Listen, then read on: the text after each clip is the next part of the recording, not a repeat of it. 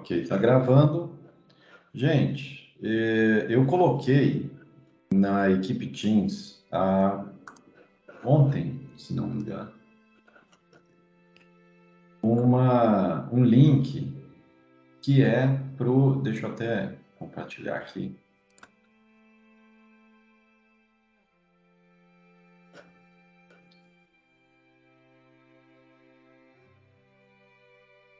Esse link aqui, que é para download do Stereonet, é a versão atualizada dele. Ele não está na aba arquivos aqui, não. A diferença, você vê, ele é muito parecido com o Stereonet que está lá na aba arquivos, que é o Stereonet 32. A diferença é que eu tenho uma visualização tridimensional da rede. Então, depois que eu plotar os planos, é muito parecido com o que o Visible Geology faz, né? Na aula passada, eu passei o pedaço de diagrama de rosetas e comecei a fazer essa lista.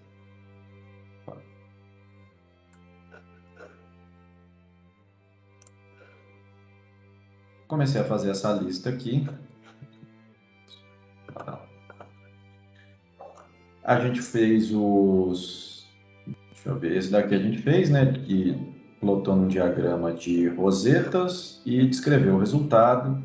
Também fizemos o de lineação e de foliação, e eu acho que inclusive a gente chegou a falar, né? Sobre famílias de fratura e o que a gente podia falar sobre paleotensão. Logicamente que a gente pode voltar, qualquer dúvida, a gente pode voltar em qualquer um desses 4 primeiros, mas eu acho interessante a gente antes vir aqui para fazer tanto esse dos flancos quanto o 25, que é da zona de cisalhamento e lineação. Alguém chegou a fazer? Já chegou a... Professor, ontem eu dei uma olhada no 24, mas eu preferi já consolidar o 23, o 22, o 21 e o 20 e já começar o meu documento. Então, assim, eu só dei uma esboçada em como eu achava que ia ser feito, mas não finalizei, não. Tá. Bem, vamos olhar então. Eu vou colocar primeiro o 25. O 25 é sobre zonas de cisalhamento. A zona de cisalhamento, ela é uma região onde a gente tem concentração de deformação. Então, vou colocar uma imagem aqui, só para já ir meio que pegando esse contexto.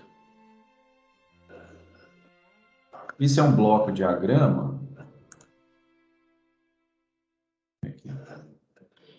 Isso aqui é um bloco diagrama, a gente teria aqui um pedacinho de crosta superior, um pedaço de um manto plástico, que é uma parte de uma transição onde a gente sai de algo mais rúptil para algo mais plástico, que é por volta de 10 a 15 quilômetros, e depois a gente vai indo para a crosta inferior. E aqui a gente tem o que seria uma descontinuidade, uma zona de cisalhamento. Vai detalhar isso mais para frente, mas é só para vocês terem uma noção. Na zona de cisalhamento a gente tem uma concentração da deformação, geralmente ela é exibida por minerais placoides, fica muito mais fácil de enxergar. Isso daqui é um pedaço de uma aula que vai ter daqui a umas 2 semanas. E aqui é só para ter uma noção o que acontece. Se a gente tem uma esfera normal, quando ela vai chegando na zona de cisalhamento, a tendência é ter um estiramento de acordo com a orientação principal dessa zona de cisalhamento. O que eu coloquei ali, nesse exercício, é plote os dados da aba lineação e ZC no arquivo e descreva a relação de obliquidade entre linha e plano. A intenção aqui é a seguinte: quando a gente tem uma zona de cisalhamento, vou colocar uma foto qualquer de zona de cisalhamento aqui. Repara que os minerais eles ficam muito estirados. A gente consegue medir esse estiramento. Quando a gente mede o estiramento que tem nesses cristais, devido à zona de cisalhamento, devido à deformação que eles sofreram na zona de cisalhamento, a gente consegue fazer diversas inferências sobre a paleotensão. Vamos plotar então aqui. Deixa eu ver se eu já salvei como arquivo txt. Minha zona de cisalhamento linear. Tá. Para importar arquivo de texto é a mesma coisa. Quem ainda não tiver feito, tem aqui o Excel com os exemplos de estereograma.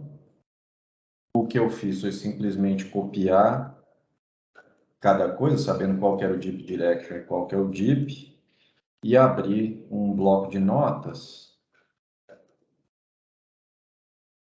Lá em salvo. É lógico que se você tiver só aqui já está salvo, né, a alineação, mas ok, são os mesmos dados.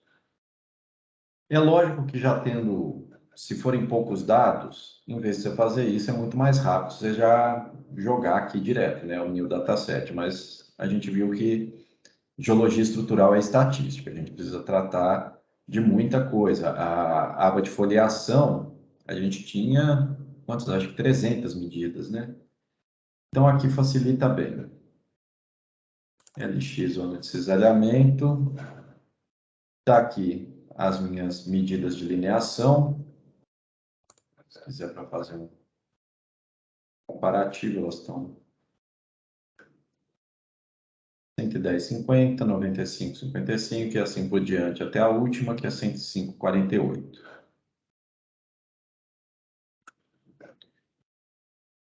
Esse meu arquivo é de linhas, o trend, então, está na coluna 1 e o mergulho na coluna 2. Ok, minhas linhas estão aqui. A diferença desse StereoNet agora para o StereoNet anterior é que quando eu coloco aqui, ele me dá uma visualização tridimensional e eu consigo enxergar como as minhas linhas estão aqui na minha rede de Schmidt, como essa representação fica dentro da minha rede. Ok? Vamos colocar o plano agora para a gente ter esse entendimento. Vou importar o arquivo de texto agora. Eu salvei como ZC. ZC são esses planos aqui. Esse plano, se a gente for olhar ele em termos no campo, o que esse plano está representando é o seguinte. Aqui eu tenho, por exemplo, uma rocha que a gente chama de milonito. O milonito é um tipo de rocha que é característico de zonas de cisalhamento. Os planos seriam essas fatias aqui em 3 dimensões. Então, Professor, oi, só tirando uma dúvida, milonito é rocha. Como é que fala? Nossa, eu esqueci agora. Não é ígnea, não é sedimentar, é metamórfica? o milonito, ele na verdade é uma textura. Ah, Ele tá. não necessariamente se encaixa em termos de rocha ígnea, sedimentar ou metamórfica. Você pode ter um milonito de um gabbro, pode ter um milonito de um gneiss, pode ter um milonito de um arenito. O milonito em si, ele é uma informação estrutural. Ele não vai remeter diretamente à gênese, ao protólito. Então, assim, qualquer rocha, seja ela ígnea, sedimentar ou metamórfica, eu consigo deformar e transformá-la num milonito. Aí vai variar, por exemplo, se eu adicionar muita pressão e temperatura, eu vou começar a metamorfizar minha rocha também. Então, Entendi. é razoavelmente comum de rochas miloníticas serem metamórficas também, porque dificilmente quando você está colocando tanta pressão e temperatura, você não vai ter uma alteração na sua mineralogia da rocha. Certo. Então, quando você fala rochas miloníticas, quer dizer que você está falando, tipo, trazendo uma informação sobre a textura dela. Rochas miloníticas são rochas com uma textura X aí, específica. O milonito, eu vou caracterizar, isso daqui é o pedaço da aula que já vai estar disponível, mas o milonito, ele é basicamente assim uma textura com base na deformação. Ele é simplesmente qualquer rocha que naquela região concentrou a deformação, e o que a gente tem é uma cominuição, um desgastamento, uma quebra dos grãos. E aí a classificação geral de milonito é o tanto que esse grão é quebrado e recristalizado, ou seja, o tanto que a gente tem até de uma cominuição desses grãos, quanto dele que sobrou e quanto disso que virou matriz. E aí a gente pode classificar, tem até uma questão sobre protomilonito, milonito, ultramilonito, de acordo com o tanto do cristal que a gente já recristalizou e agora está completamente estirado numa textura puramente deformacional. Às vezes a gente nem consegue reconhecer qual que é o protólito, qual que seria a rocha-fonte do milonito, porque a deformação pode ser tão brusca, tão grotesca, que você recristaliza a sua rocha inteira, você não consegue saber se aquilo já era um agilito, um xisto, ou se era algum tipo de basalto. Você só enxerga uma região completamente deformada. Entendi. Valeu, Tranquilo? professor. Os planos que eu vou colocar agora no estereograma sobre zona de cisalhamento seriam exatamente esse plano em azul aqui, por exemplo. E a linha seria essa parte aqui. São as alineações de estiramento mineral. Quando a gente olha isso em lâmina delgada, a alineação de estiramento mineral dá para enxergar aqui tranquilamente uma linha onde os minerais estão alinhados, indicando qual que é a orientação preferencial desse cisalhamento, dessa deformação. Então, agora, colocando aqui em termos de Deep Direction e Deep, esses planos de zona de cisalhamento, eu chamei de planos EC, eu informo aqui que eu vou plotar plano e eu estou com Deep Direction e Deep. O Deep Direction está na coluna 1, o Deep está na coluna 2, e eu ploto. Coloquei aqui os meus planos, estão aqui os meus grandes círculos dos planos. O que o exercício pede além disso? Então, aqui seria a primeira parte. Plotei os dados da aba lineação ICC, ou seja, lineação de estiramento mineral, que seria a ideia, e zona de cisalhamento nesse arquivo, do arquivo exemplos. Descreva a relação de obliquidade entre esta linha entre essas linhas e estes planos. Repara que as linhas elas se concentram todas aqui e os planos eles são razoavelmente homogêneos. Quando a gente coloca numa visualização tridimensional, repara aqui que eu tenho os planos, as linhas que estão basicamente contidas nos planos, e quando eu olho de frente, estou apanhando desse negócio aqui, o 3D dele não é tão fácil de mexer igual o outro, não. Quando eu olho de frente, desculpa, tá torto, mas eu estou apanhando muito aqui para conseguir mudar essa questão. O principal aqui é enxergar. Vendo o plano, eu não tenho... A minha alineação ela não é a linha de maior declividade do meu plano. Eu tenho uma obliquidade aqui. Ela não é uma paralela, mas ela também não é a linha de maior declividade, não é a reta de maior declividade do plano. O que isso quer dizer? Vindo aqui para a área de plotagem, eu tenho diversos planos com mergulho para nordeste e minha linha, a minha lineação de estiramento mineral, ela mergulha exclusivamente, essencialmente para leste, um pouquinho para sudeste. Isso quer dizer que dentro dos meus planos aqui, essa relação de obliquidade vai me inferir sobre as paleotensões. O que eu quero, né, dentro desse exercício aqui é que vocês enxerguem que eu tenho diversos planos, eu tenho linhas que estão contidas nesses planos e essas linhas têm uma relação de obliquidade com os meus planos.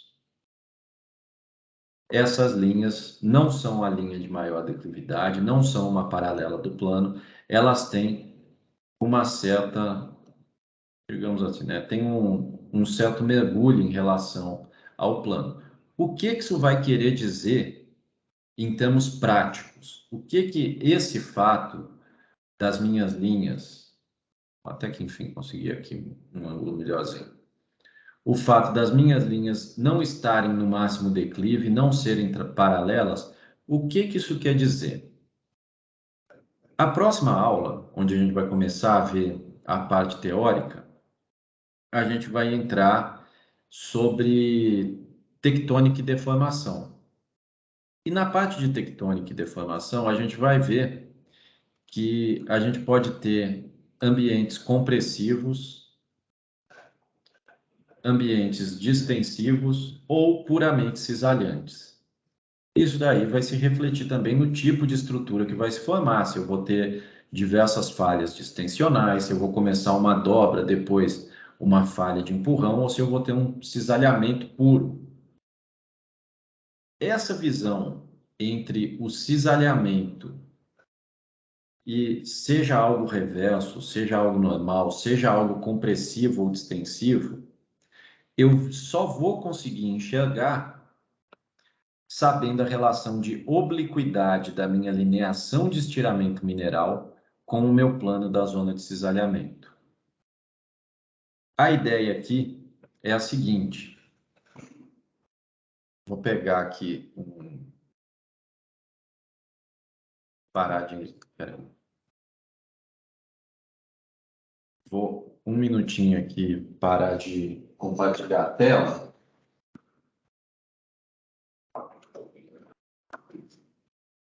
A ideia é a seguinte. Eu tenho aqui o meu plano da zona de cisalhamento. A lineação de estiramento mineral, ela vai se formar quando o meu plano começar a se deformar, a se movimentar em relação ao outro. Se eu faço um movimento puramente onde a minha movimentação ela é perpendicular ao meu plano, ou seja, eu estou subindo diretamente aqui o meu plano, isso eu falando de algo compressivo, a minha lineação de estiramento mineral, ela vai acompanhar esse movimento. Minha lineação de estiramento mineral, não sei se está dando para enxergar, ela vai ser paralela à reta de maior declividade do meu plano. Por outro lado, se eu tenho dois planos se movimentando, novamente, o plano aqui da caderneta amarela está subindo em cima dessa caderneta branca. Porém, agora, a minha paleotensão ela tem uma certa obliquidade. Então, eu vou ter um movimento reverso junto com um movimento cisalhante. Se eu faço isso, a lineação de estiramento mineral que ficará impressa dentro do meu plano aqui, ela também vai seguir essa obliquidade. O que eu estou falando aqui é o seguinte: a lineação de estiramento mineral, ela vai indicar se o meu movimento, se a minha paleotensão é diretamente como se fosse ortogonal ao mergulho do meu plano, ou se eu tenho alguma obliquidade. Quando eu tenho uma obliquidade máxima, eu vou ter um movimento puramente cisalhante, ou eu vou para um lado ou eu vou para o outro.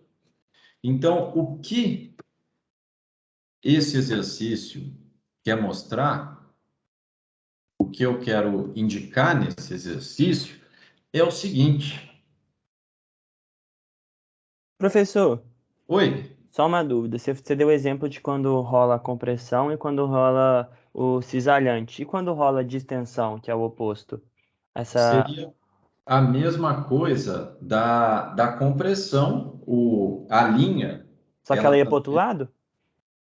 aí entra uma outra parte, que também vai estar no critério da zona de cisalhamento.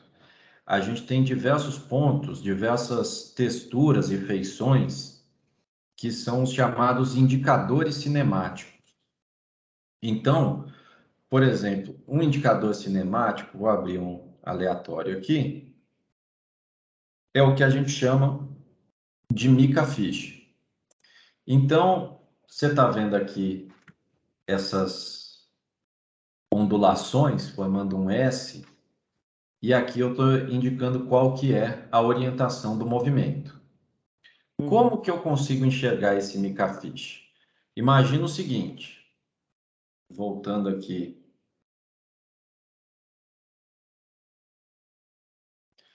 Imagina o seguinte, fui no campo, achei esse plano aqui, e nesse plano estava aqui a minha lineação de estiramento mineral. Então, com essa lineação de estiramento mineral, eu já sei que o plano teve essa orientação, mas eu não sei qual foi o sentido do movimento. Ele pode ter sido um movimento reverso, em que o topo sobe na base, mas pode ter sido um movimento normal, em que o topo desliza, ou seja, distensional. Para saber qual que é o movimento real, eu tenho que vir aqui olhar um corte paralelo à minha lineação de estiramento mineral. Se a minha lineação está aqui, eu preciso olhar esse corte aqui.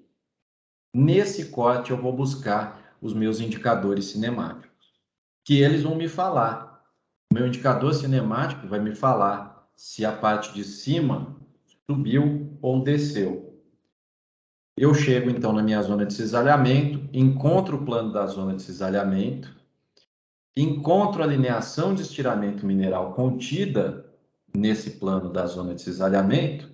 Com isso, eu já tenho quase o movimento completo. Eu já sei que aqui tem uma zona de cisalhamento, é uma região onde teve uma concentração de deformação. Para saber se é reverso ou normal, eu preciso ver os indicadores cinemáticos.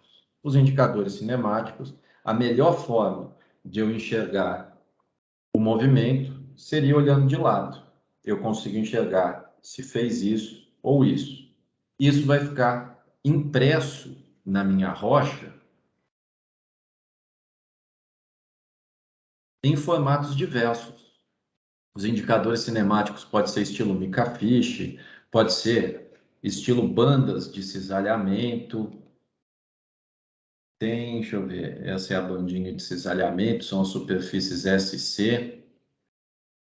Tem mais alguns indicadores, esse é deslocamento de grão fraturado, estruturas do tipo Alguin, essas são estruturas do tipo cauda de recristalização, sombra de pressão, que também dá para ver. Tudo isso eu estou passando rápido aqui, porque isso é uma aula que a gente vai ter nessa segunda etapa. Mas é só para já ter essa noção de que a zona de cisalhamento, ela concentra a deformação. Eu vou precisar encontrar o plano da zona de cisalhamento, que no caso são esses planos aqui, a lineação de estiramento mineral, e aí a partir do momento que eu encontrei essa lineação de estiramento mineral, olha só, o que que essa lineação está me falando?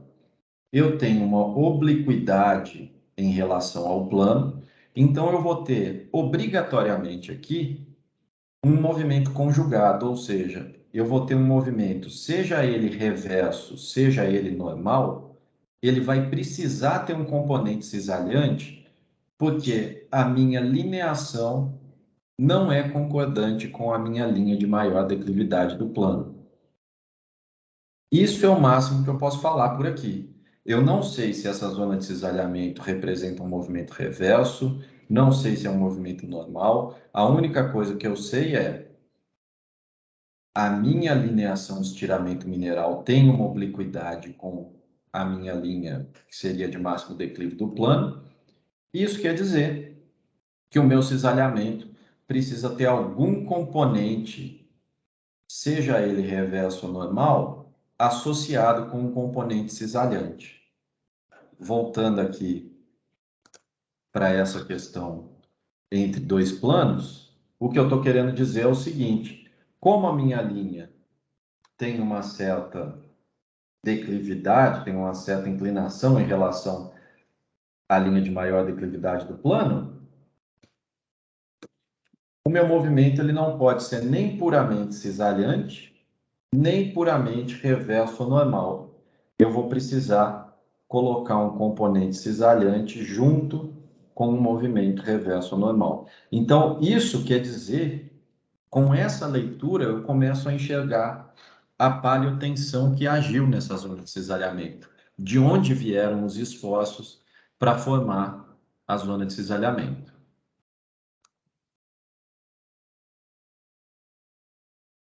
Ô, professor, e o Oi, único dos aplicativos que você colocou, esse você tá usando aí, é o Stereonet novo, não é? isso. Porque por exemplo, estava fazendo no antigo. Nesse caso, para eu conseguir, porque por essa imagem, por exemplo, eu posso usar ela como prova na minha Pode. tarefa ou tem que ser a 3D? Porque a 3D acho que eu não teria como, só se eu baixasse. Não, pode usar essa aqui. Porque Certo. olha só, essa imagem aqui já é o suficiente, porque para você encontrar o que seria o, como se fosse assim, a média modal desses planos, né? Com certeza você já vê que isso daqui não é o máximo declive. O máximo declive, ele está aqui, provavelmente no rumo de 50, 45 para Nordeste. Sim. Só por isso aqui você já fala assim, ó, tem uma obliquidade. Ó, a única coisa que eu achei bom desse 3D é que facilita para essa visualização aqui, né? Fica Com bem certeza. escancarado, mas em termos de tarefas, isso daqui já é o suficiente. Aham. E o que que é a média modal que você falou aí, professor?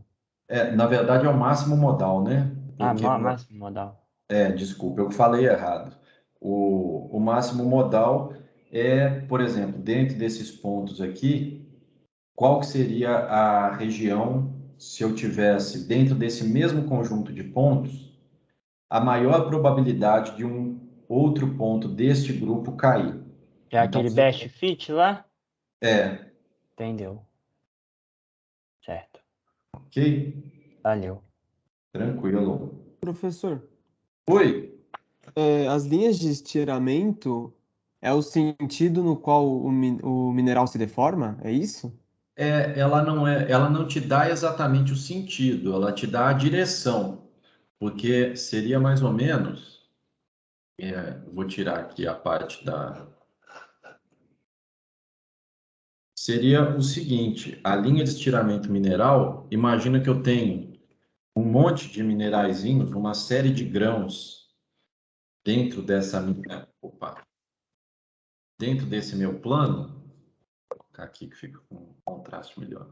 Eu tenho um monte de minerais dentro do meu plano e começo a ter um cisalhamento que vai esticar muito eles. A lineação de estiramento mineral, por exemplo, transformaria esses cristalzinhos em coisas absurdamente estiradas, mas a lineação por si só, ela me dá essa direção, mas eu ainda não tenho sentido, porque, por exemplo, se eu chego aqui e eu sei que esse daqui é um plano de zona de cisalhamento e eu vejo os minerais estirados nesta orientação, eu não sei se o meu plano teve um cisalhamento neste sentido ou nesse sentido. Eu sei que a direção está aqui. Aí eu busco o que seriam os indicadores cinemáticos para ver qual que é o sentido. Tá certo, obrigado, professor. Tranquilo? E o último exercício que tem aqui, que seriam os dois flancos de uma dobra. Então eu quero saber aqui o flanco um e o flanco 2. Indique a atitude média modal da alineação B e descreva a atitude média modal de cada flanco. Então, para isso, vou apagar esses dois aqui.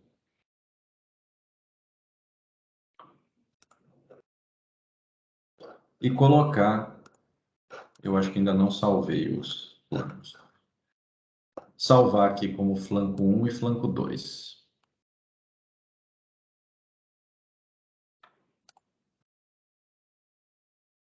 Bloco de notas. Esse aqui. Coloquei Esse é o flanco 1.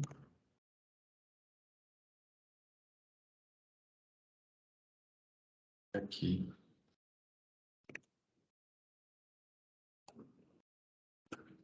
Flanco 2.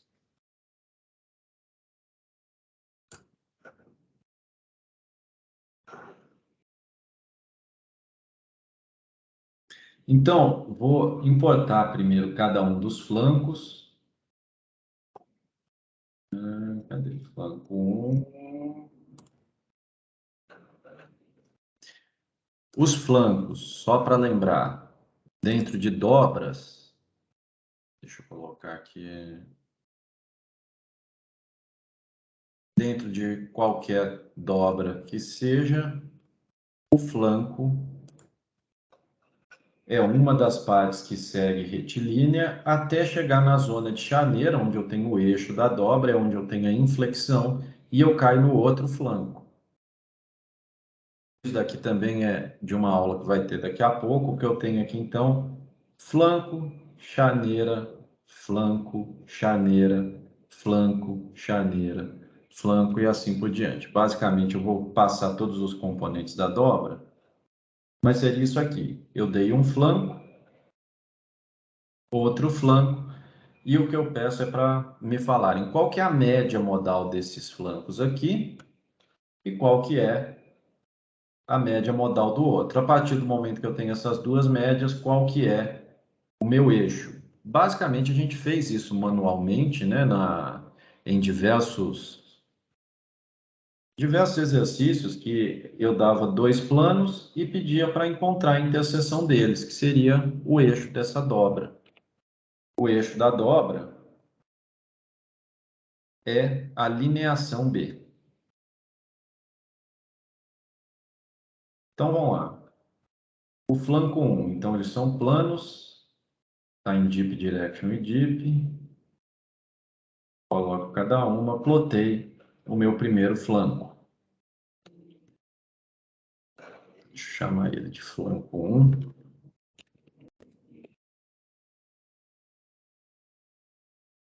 Segundo conjunto de dados, flanco 2.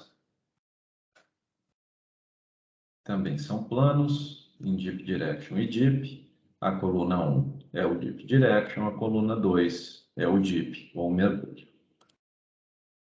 Então, aqui meus planos. Então, repara que logo de cara aqui, eu já consigo enxergar, numa visão tridimensional, que eu tenho. Vou virar completamente aqui o bichinho, que minha dobra está aqui, ó. Simplesmente nessa visão, se eu quero achar a linha B, que é a linha de interseção, que é a linha do flanco que está aqui, basta eu ir diretamente nesse ponto aqui. Mas o que eu quero ver, como eu tenho uma variação muito grande nessa parte aqui, que é a de interseção entre os dois planos, o que eu vou fazer é o seguinte, eu vou pegar o flanco 1 e o flanco 2 e vou calcular o máximo modal de cada um. Então, vou pegar primeiro o flanco 1. Deixa eu limpar aqui o plot. Vou pegar só o flanco 1 inicialmente. Posso plotar os planos do flanco 1. E eu vou pedir para calcular os meus pontos polares. Está aqui meu ponto polar do flanco 1. Uma coisa que eu posso pedir para calcular também é a distribuição Fischer-Plot aqui, está em 23. Outra coisa que eu também posso pedir para calcular, o que é ainda mais, para plotar, perdão, o que é ainda mais comum, o diagrama de contorno dos meus pontos polares. Está aqui o campo contorno. Vou tirar o flanco 1, deixar só os polos. O máximo modal dos meus flancos, voltando aqui, o máximo modal dos meus flancos já está Aqui eu tenho, na verdade, né, o máximo modal, que seria dos polos. Os flancos estão ortogonalmente opostos. Isso daqui é uma continha rápida que pode fazer, né? Ele está quanto? 233,2. Você tira 180, vai dar 53, que seria a média modal, 53/38. O máximo modal aqui, simplesmente pegando 233/2, que é o máximo modal nos polos, o plano mergulhando para leste. É só fazer, a única coisa que eu fiz foi essa conversão. Fazendo a mesma coisa para o flanco 2, tiro o flanco 1 daqui, flanco 2, peço para calcular os polos. Então, aqui meus polos, e eu vou pedir, deixa eu tirar aqui os polos do flanco 1. Peço para calcular meus polos e posso plotar aqui meu diagrama de contorno do flanco 2. Está aqui, se eu quiser até calcular qual que é a distribuição, ele já me calcula aqui embaixo, 163, mesma coisa, só trazer para cá, vai dar 347/80, minha média modal desses polos. Ô, professor, Oi, você falou 347/80.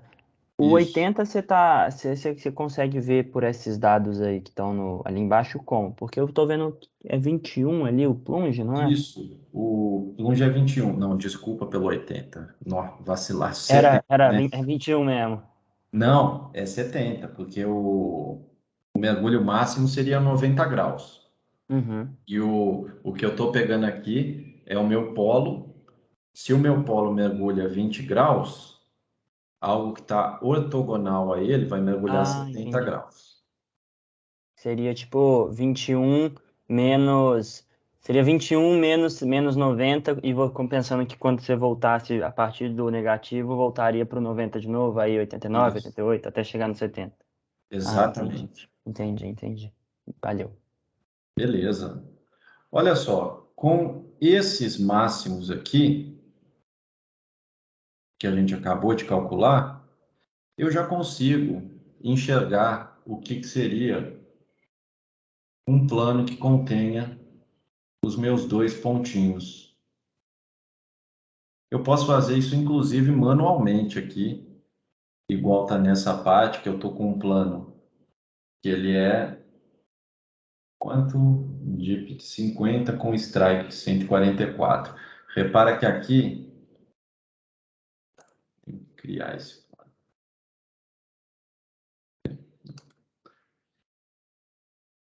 Vocês estão percebendo qual que é a ideia desse plano aqui que eu estou traçando?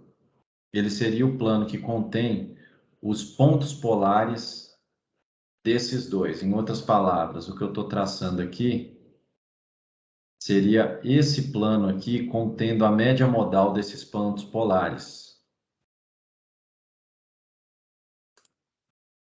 Não precisa de fazer isso tudo, tá? Só para deixar claro. Eu estou colocando até coisa a mais. A ideia aqui, como até eu mesmo já achei que ficou um pouco confuso aqui. Desculpa pela falta de didática nessa parte aqui. Vou limpar tudo, fazendo um passo a passo. A gente fez então primeiro. Plotou os dados de flanco 1 e flanco 2 e achamos uma atitude média modal de cada flanco. Pegamos o primeiro ponto, o flanco 1. Deixa eu tirar os polos. A gente plotou os planos. A partir desses planos aqui, eu já posso também pedir direto para calcular o meu, que seria um vetor principal. Ele vai dar exatamente em termos de pontos polares. Isso daqui, 233 barra, cadê aqui de cima? É exatamente esse resultado aqui que ele está me passando. Isso daqui, com isso, a gente calculou, então, que seria a média modal de cada flanco. Então, fazer por partes. 1, a gente calculou essa média modal, 233/2, isso é o ponto polar. Só para deixar claro, um ponto polar aqui, 233/2, ele é diametralmente aqui oposto ao grande círculo. Seria um ponto polar que está mais ou menos onde está o pontinho do meu mouse aqui, ó.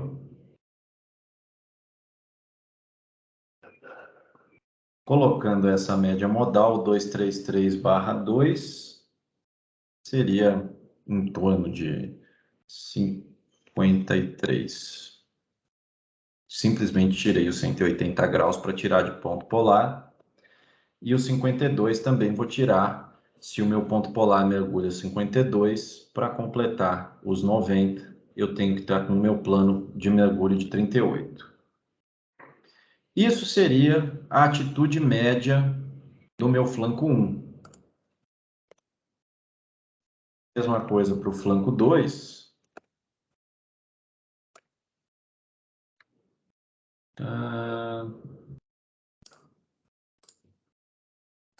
O flanco e o polo, posso pedir para plotar, inclusive, o meu flanco 2.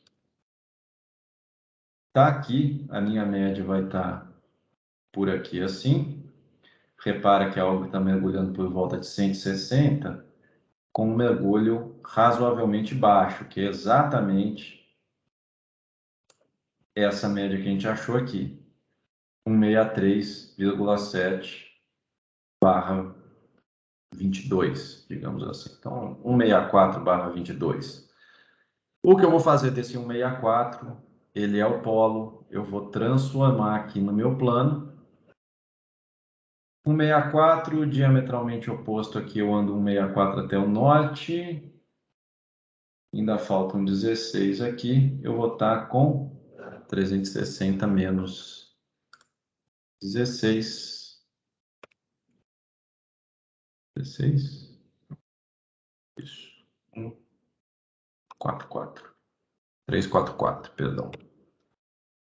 3, 4, 4, o plunge é 22. Ficaria o plunge de 68. Basicamente, o que eu fiz aqui foi o seguinte, gente.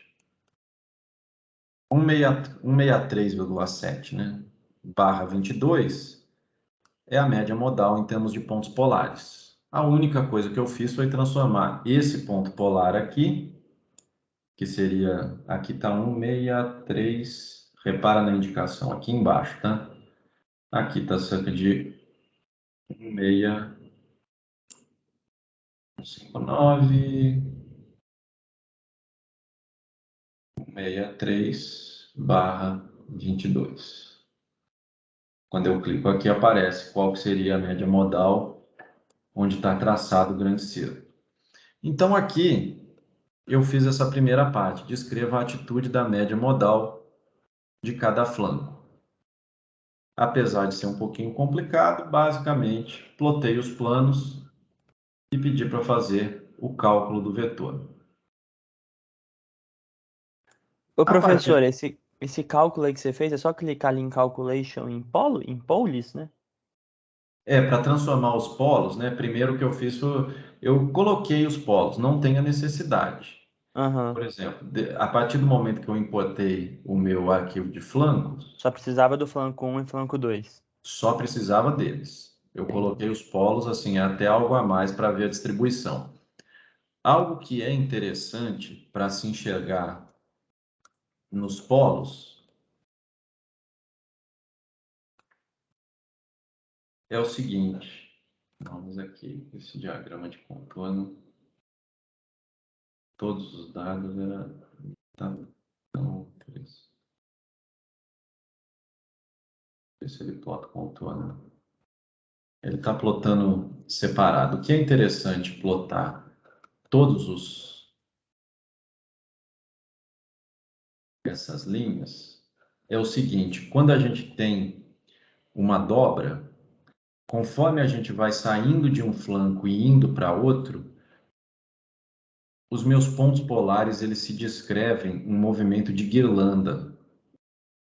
Isso daí vai ficar, logicamente, ainda vou passar isso para vocês, o que seria essa orientação em guirlanda na projeção estereográfica, mas é basicamente o seguinte, isso é o fim de uma das aulas também, a parte de projeção, quando a gente coloca uma dobra no estereograma, a tendência são os eixos se distribuírem, formando o que seria essa guirlanda. Essa guirlanda nada mais é, esse plano aqui, ó, seria esse plano de corte, que vai conter também, vai estar ortogonal ao meu eixo. Então, repara o seguinte, para a gente conseguir enxergar com tranquilidade esse eixo aqui. Esse plano que eu estou plotando aqui, ele vai conter todos os polos do meu flanco 1 e do meu flanco 2. Isso daqui vai ser plenamente ortogonal ao meu eixo. Isso é uma forma a mais da gente conseguir encontrar eixo de dobra. Eu estou colocando bastante coisa, assim, bastante informação, até teórica a mais aqui, para ir acostumando a cabeça. A única coisa que eu preciso ver aqui, a partir do momento que eu tenho dois planos em média modal, eu posso simplesmente traçá-los. Novamente aqui, desculpa que eu fui direto, o flanco 1 que eu plotei, basta eu calcular aqui, eu coloquei o cálculo do Fish Vector. Aqui são diversas distribuições, diversos tipos de análise estatística. Todas dão um resultado confiável. E esse Fish Vector que me deu tanto 163/21 quanto 232/52 para cada flanco. Encontrando a média modal, a partir do momento que eu achei qual que é a média de cada flanco, fica extremamente simples. É um dos exercícios que a gente já viu. Eu tenho dois planos, que é o flanco 1 e o flanco 2, e eu quero saber qual que é a interseção entre esses dois planos.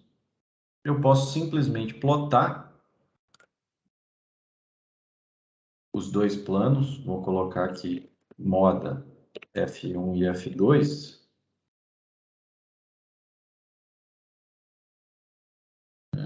New dataset.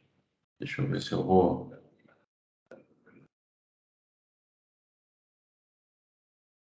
Ele vai ser Deep Direction Deep. Mas não estou entendendo por que ele não está aceitando aqui para entrar o dado. Em todo caso, eu faço o seguinte, coloco aqui.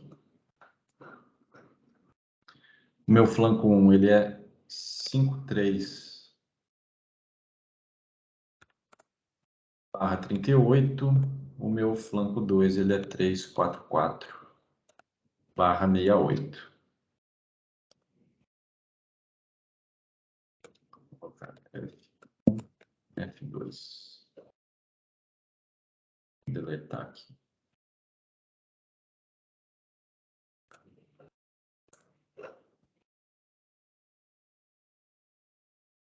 Ok, F1, F2.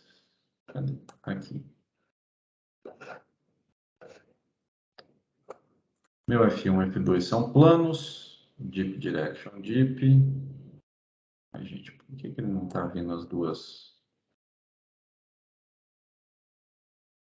Estou apanhando bastante do programa aqui agora, viu?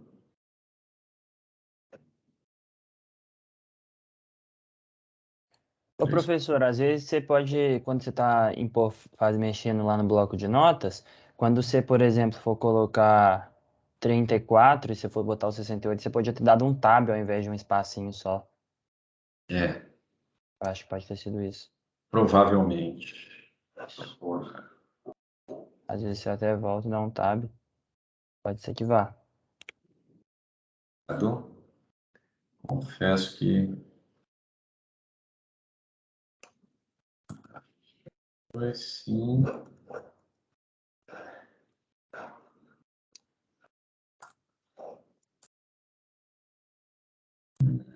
Pode dar.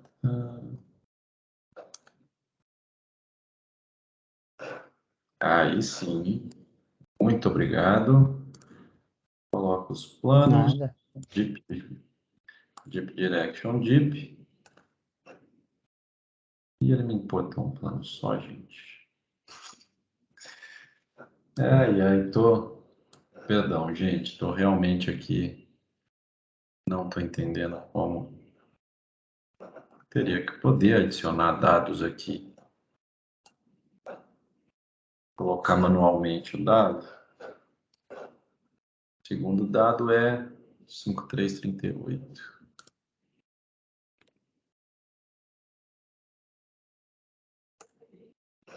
Ok. Depois de apanhar do programa aqui, pelo menos foi, né? Então, eu achei a média modal de um flanco, achei a média modal do outro. A minha alineação B é lá a interseção, que está exatamente aqui. Simplesmente posicionando, eu já sei, a interseção ela é ali embaixo, está 56/38. Tem algumas formas de calcular, eu posso ver como se fosse para encontrar meu plano axial. Estou entendendo por que ele não está. Desculpa, gente. Esse aqui eu estou mexendo nele. Eu só baixei ele ontem, passei para todo mundo, ainda estou mexendo nele, estou apanhando um pouquinho do programa. Mas a ideia é a seguinte: eu plotei a média modal de cada flanco. A partir disso, eu tenho o que seria a média do eixo, que está aqui fazendo a leitura, uma leitura direta, 55/38, que é basicamente essa linha aqui, que é a interseção da minha dobra. Minha dobra pode estar aqui, ou pode ser fechada, ou pode estar aqui. O que eu tenho são esses dois conjuntos de dados, que são os flancos da minha dobra. O eixo independente vai estar sempre aqui, que é esse 55/38. Então, o eixo ou a linha B vai ser esse 55/38. É um pouquinho mais moroso para fazer esse daqui, mas o que eu realmente quero que vocês tenham visualizado é o seguinte: a partir do momento que eu tenho dois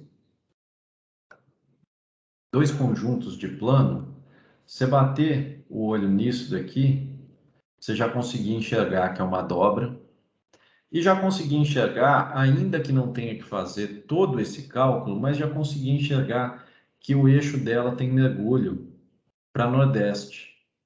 O eixo dela vai estar nessa região aqui.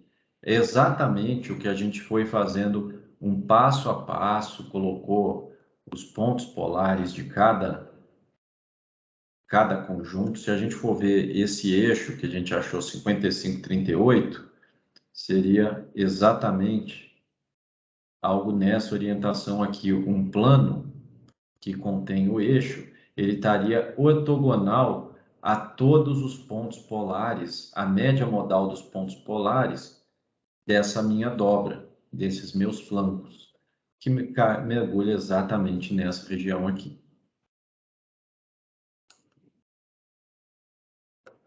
Pessoal, apanhei um pouco, peço desculpas, tá? Apanhei um pouquinho desse programa aqui, mas eu acho que deu para pelo menos pegar a ideia geral. Tem alguma dúvida dessa, não necessariamente da teoria, porque agora a gente vai entrar na teoria. Lembrando que a partir de semana que vem, as aulas de terça, de hoje até o fim do ano, as aulas de terça-feira, elas vão todas serem todas serem é bom, né? Vão todas ser assíncronas. Elas já estão no YouTube, eu vou colocar o link de todas a cada semana. Na verdade, eu já vou colocar uma organização geral e a cada semana eu vou colocando um lembrete. Ó, dessa semana são essas, dessa semana são essas e assim por diante. São cerca de 2 a 4 vídeos cada uma. Eu fiz essa divisão para não ficar algo muito maçante. E as tarefas vão seguir a mesma ideia. Então, a partir de semana que vem, as aulas de terça são assíncronas e a gente continua tirando dúvidas na aula de quinta. Continua sendo uma aula, tarefa respectiva, do mesmo jeito. Com a diferença que agora a gente entra na parte de mais teórica, sai dessa parte tão prática de estereograma, né? Que é basicamente fazer esse trabalho um pouco manual. Gente, alguma dúvida? Ou ainda não tenho certeza das minhas dúvidas? Professor, por enquanto não tem dúvida não. Qualquer coisa eu te mando ali no chat. Beleza. Lembrando também, gente, que tem o Gabriel e o Elton. Elton, eu sempre... Gente, perdão, sempre me dá um branco. E o Elton, exatamente. O Elton Botelho e o Gabriel, eles deixaram o contato ali no Teams. Qualquer coisa, eles ficam à disposição para tirar dúvida desse exercício. E, bem, se tiverem mais alguma coisa, eu estou à disposição. A gente já ainda tem um tempinho aqui de aula, fiquem à vontade. Ô, professor, com eles vai ser horário fixo ou, por exemplo, eu posso chamar eles aleatório assim e perguntar também? Ó, eu até pedi para eles colocarem horário preferencial. Eu não sei se eles colocaram. Deixa eu ver, o Gabriel se passou alguma coisa aqui. O Gabriel deixou. O Gabriel falou, ó, tenho disponibilidade terça a sexta no período da tarde. E colocou o telefone. O Elton, deixa eu ver se ele colocou aqui. Monitores, se tiver um grupo, adiciona. Bem, o Elton ficou um pouco mais flexível. Ele falou, olha, ele deixou o número de telefone dele aqui. Qualquer coisa, acho que pode dar um toque nele que ele dá uma força. Professor, Oi? as aulas assíncronas de terça-feira, elas vão estar disponíveis no material de aula ou no Recordings? Na verdade, é link do que elas já estão no YouTube. Eu vou colocar, quer ver? Deixa eu abrir aqui. Elas já estão todas gravadas e onde é que tá? Eu vou colocando os links de cada uma.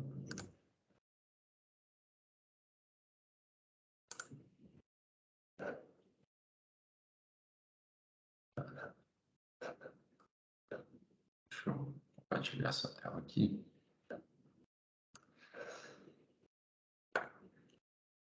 Então, vai começar com essas aqui de tectônica e deformação. Esses 4 vídeos aqui, tectônica e deformação de introdução, regime compressivo, distensivo e cisalhante. Isso vai ser a aula de terça-feira que vem. São 4, né? Dá 50, 1 hora e pouco, vai dar 1 hora e 20 por aí. Acaba que por ser em vídeo fica um pouco mais sintetizado, algumas são até bem menores. Todos eu vou colocando, eu vou deixar o link de tudo, mas as aulas já estão todas aqui no YouTube e eu vou deixar o link para assistir, caso alguém prefira fazer download também, fica à vontade. E aí eu coloco o link dessas aulas todas. Tranquilo? Perfeito. Já vou colocar hoje mesmo toda essa parte organizada, né, de cada aula, porque a gente tem o calendário.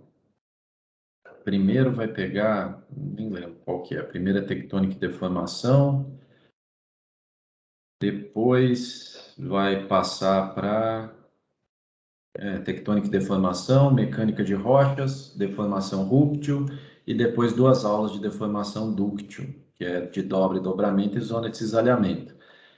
Essa parte vai terminar em dezembro. E aí, em janeiro, a gente volta para entrar na parte prática de mapa geológico. Aí já volta a ter aula terça-feira normal.